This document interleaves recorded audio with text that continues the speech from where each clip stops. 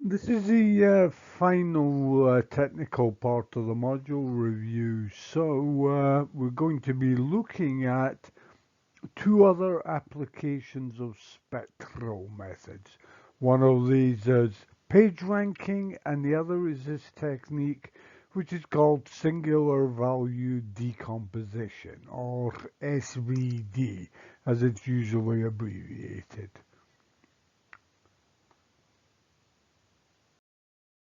So, a little bit of background to these problems. In the previous lecture, we looked at one of the classical uses of spectral methods in computer science. This is a subject called algorithmic graph theory. And that's a very old application. In this early work on algorithmic graph theory and the use of spectral techniques, that dates back to the late 1950s, early 1960s, so over 60 years ago. In this lecture, I'm going to look at two more recent uses. One of these is the general topic is in addressing what are called ranking problems, and the other application we're going to look at is singular value decomposition. Uh, the first of those, the use of spectral methods to solve ranking problems, this really is the device that underpins the success of Google search engine. And the second of those, this is a technique a number of you will meet next year in the advanced artificial intelligence module, in the data science module. It's a means that has proved very effective as a way of removing redundant data, focusing on important data within very large quantities. So it's been applied successfully in machine learning and in data science. The method we're going to be looking at is in the context of image compression. So, ranking problems, what do we have with those? To start off with, we've got some set of items. So these could be anything from football teams, academics, universities, or the collection of web pages that are returned by a given search query. And what we're trying to do is we want to order those according to some measure of importance by some criterion. So, for example, this could be we're trying to predict the position in the league at the end of a season a football team will finish. We're trying to get some sense of academic reputation. We may even be looking at something, say, such as which university has the best computer science department. Of course, it goes without saying that best in this context means after Liverpool. And finally, for the web page example, what we're looking at and what Google addresses is the notion of relevance, the notion of importance. Now, it turns out if we can appropriately describe the score that we're going to assign to an item in terms of the score that's assigned to the other items that we're looking at, then we can cast the ranking problem as that of finding an eigenvector with a particular property, and we can use that eigenvector to order the given results. So what did Google do? To start off with, it models the relevant pages returned as a directed graph. So we've got a set of pages. We consider these as a directed graph with n nodes, one for each page. And if one page points to another page in that set, then there is a link from that page to the other in the directed graph. And the way we're going to express the score for a given page is we express the score for a page in terms of the scores of those pages that link to it, those pages that point to it.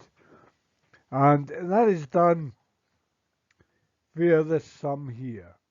We have here R sub k, the score assigned to page k, and we compute that by adding up over all the pages that link to that page the score that's assigned to the linking page divided by the total number of links that emanate from it.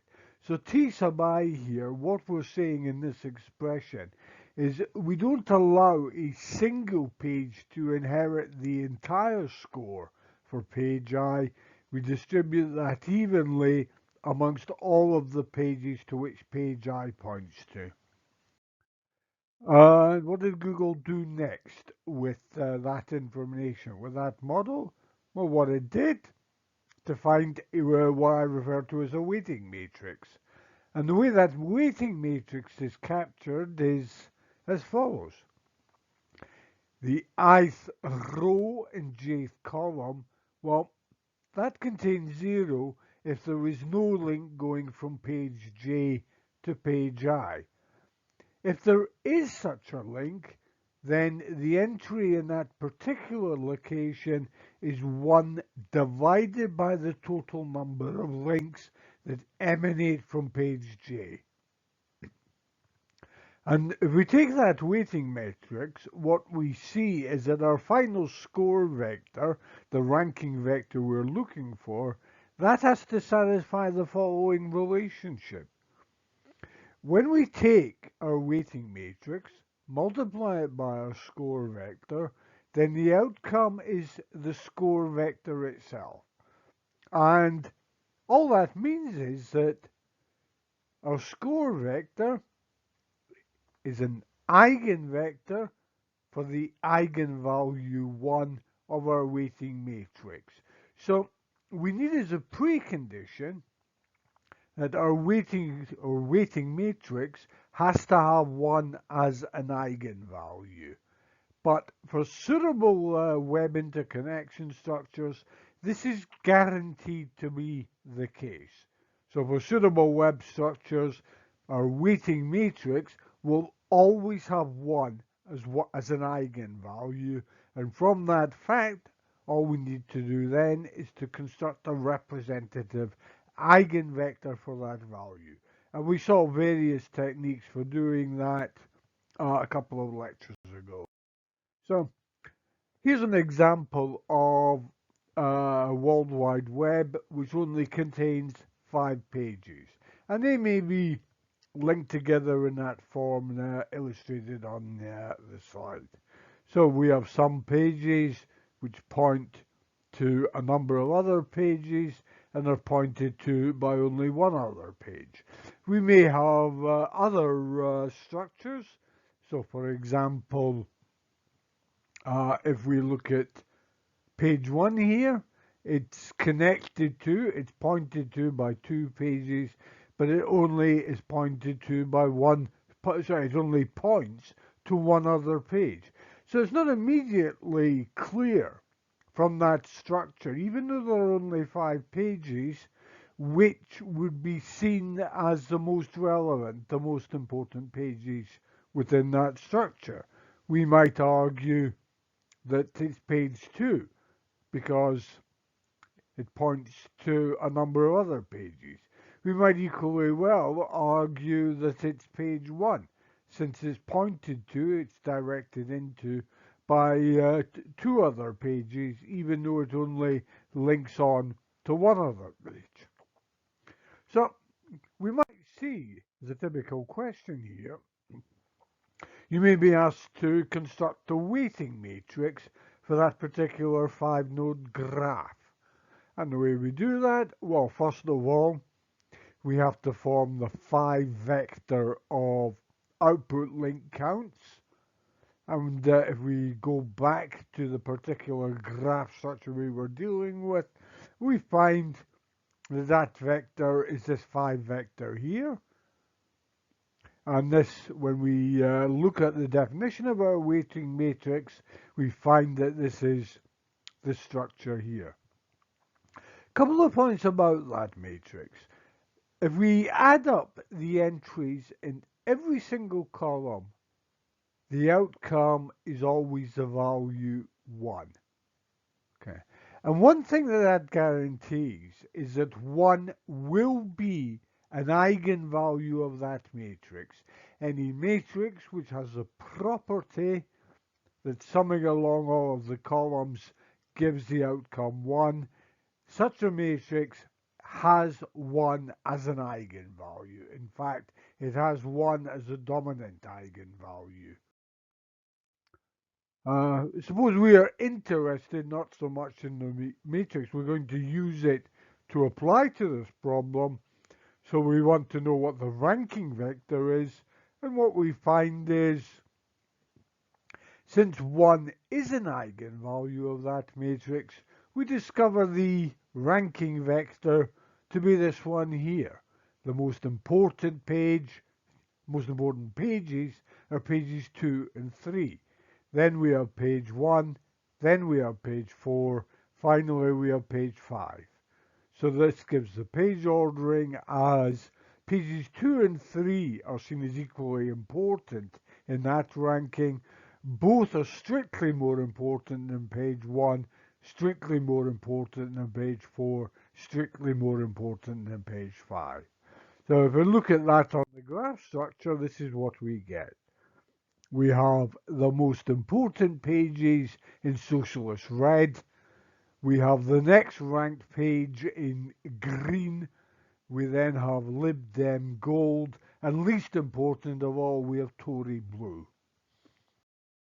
What about singular value decomposition?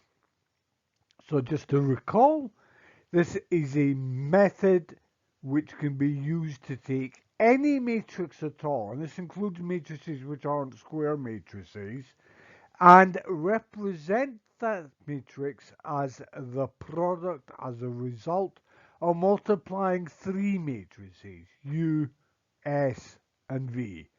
And those 3 matrices, those are based on the eigenvalues and eigenvectors of the matrix that we started with.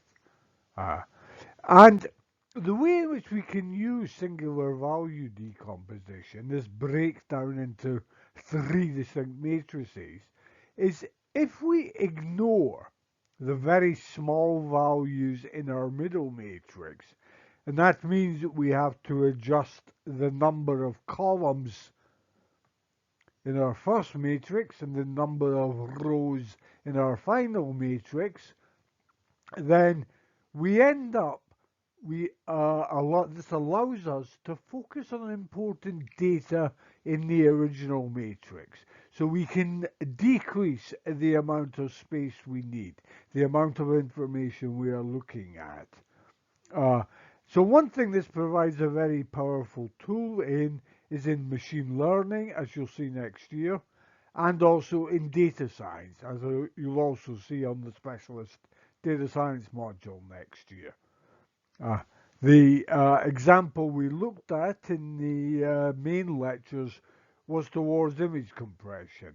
We get rid of information that isn't necessary to preserve the quality of a given image, and we can reconstruct it in much less space. So here's an example sort of question you might see. First of all, you are not going to be asked to actually generate the singular value decomposition of any given example matrix. What any sane person does when faced with that problem is use any one of a number of standard packages or calculators to do this. So there are basic procedures in both Python and a separate Java package which allow singular value decomposition to be constructed.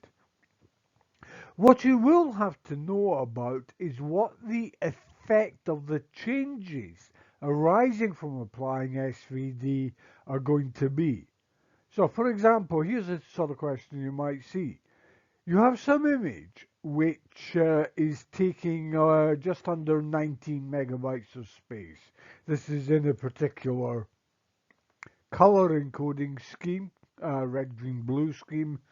And what you want to do is you want to encode that image using at most 3 megabytes. And so what you have to do here is look at the middle matrix, the matrix S, in the singular value decomposition, and reduce the number of dimensions for that. So the question asks, what are the maximum dimensions you would have in the middle matrix in order to address that problem? So how do you go about solving that type of question? Well, to begin with, let's recap of the question. You first of all, assuming you haven't made any adjustments, you compute the amount of space that's used by the SVD approach without making any changes at all. And what we find is we're dealing with 3 square matrices, each of size 2500. So those take up in total, a single one of those matrices takes up this amount of space. There are 3 of them because the expression in brackets, is the amount that's used for every single color plane of the image. You have 3 color planes, each of which occupies that amount of space. So if we're going to reduce the size of the middle matrix, we're going to reduce that from 2500 times 2500, then we'll get a k by k matrix as a result, and that will reduce that size to 3 for each of the color planes, multiplied by the size of the middle matrix is now k squared, and the size of the outer matrices, the u and the v, will be reduced to that. If we go on with that computation, what we find is we need that dimension for our middle matrix to satisfy this relationship here. We need the total space occupied by that to be less than or equal to a single megabyte. In other words, if we rearrange that expression, this simplifies to this relationship here. And what we find is if we choose dimension for the middle matrix to be at most 192, then we reduce our space sufficiently. If we choose the dimensions for our middle matrix to be greater than or equal to 193, we end up taking over a single megabyte. If you're looking at the multiple choice question, that there will be exactly one correct option with those properties. So let me just summarize what we've seen. The application style questions you will see concerning spectral techniques, they will either focus on graph algorithms, which I discussed in the lecture before this, or they'll focus on page ranking methods, or on using singular value decomposition. The page ranking type questions you'll see will typically be looking at some construction aspect involving the page weighting matrix. The SVD style questions, these will be typically asking about changes you need to make to the middle matrix in order to realize some level of space reduction. And let me stress again, as I've done a number of times, don't try to memorize things. If you need to apply these techniques, look up the details that you're going to be working with.